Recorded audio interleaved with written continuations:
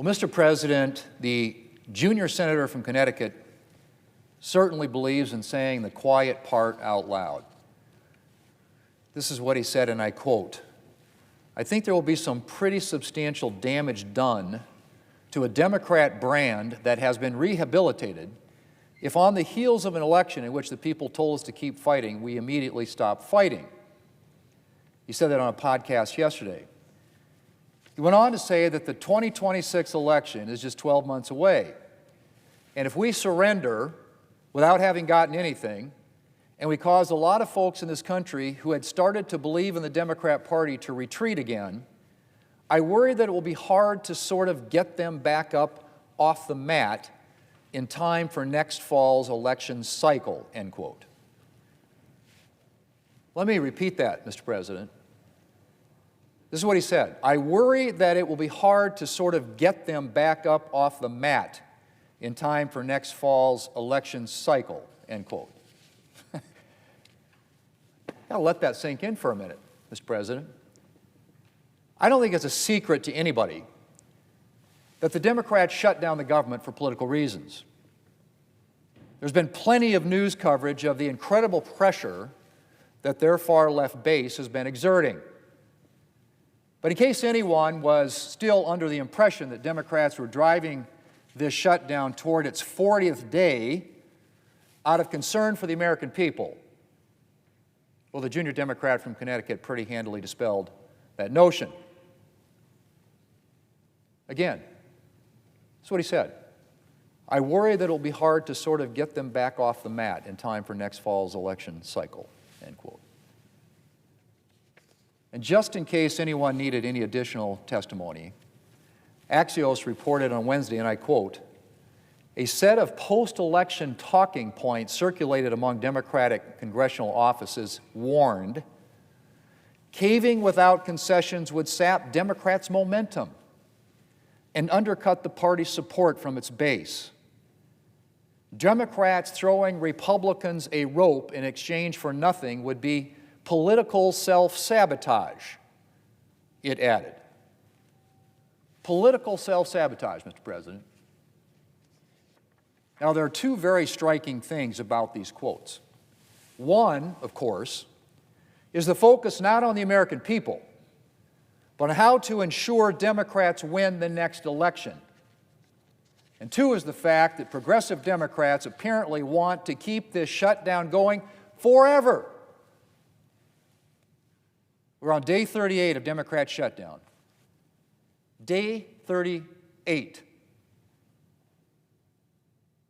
Federal workers have gone more than a month now without pay. They don't know how they're going to pay their mortgage or buy food, thanks to Democrats. A lot of them are supposed to get another paycheck today.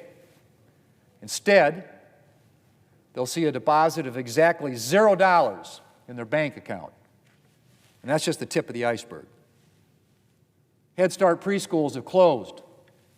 Veterans programs have shuttered. Many Medicare recipients can't get access to telehealth. National Guard troops aren't training. SNAP benefits are in profound jeopardy.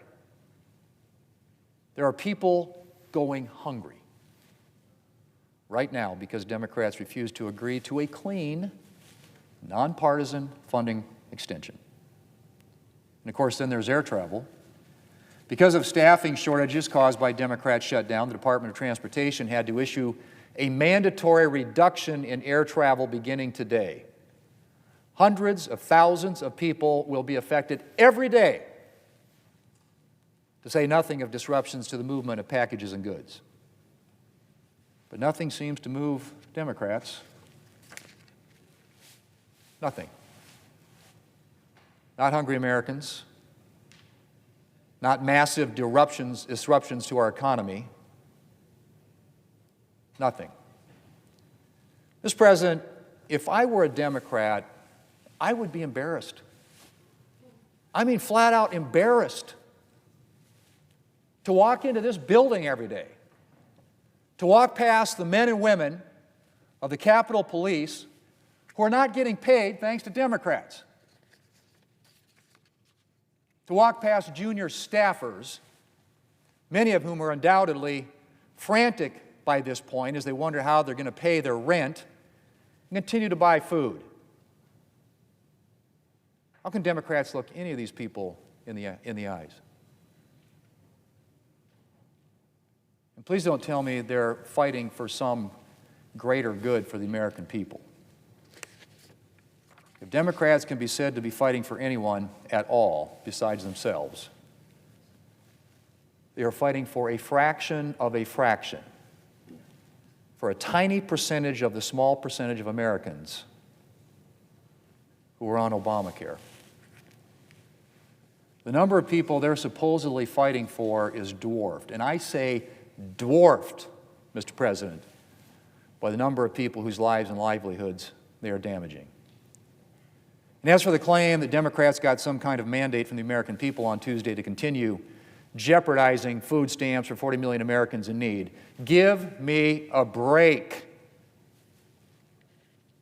Democrats performed well in 3 states where Democrats often perform well. Congratulations. I really don't think that means that the American people have all signed up to be democratic socialists. And it sure as heck doesn't provide a good reason for making 40 million Americans go hungry.